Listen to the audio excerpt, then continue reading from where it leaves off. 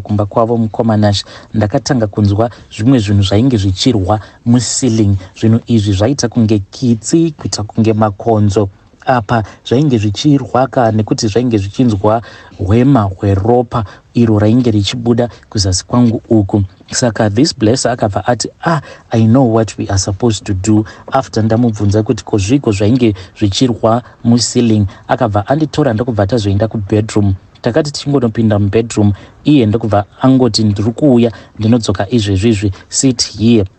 Ndokubva abuda. Paakadzoka mukoma ainge akabata hari iyi yainge iri yebrown. Ndokubva anditi bvisa pedi raukapfeka. Ndakabvisa pedi riya mukoma ndokubva ndakandira pedi riya muhari muya. Ndokubva atora chimwe chijira cheblack ndokubva atanga kupukuta sikarudzi yangu. Kubva ipapo mukoma ropa rakabva rangomira kuramba richingobuda. The bleeding then stopped. Murume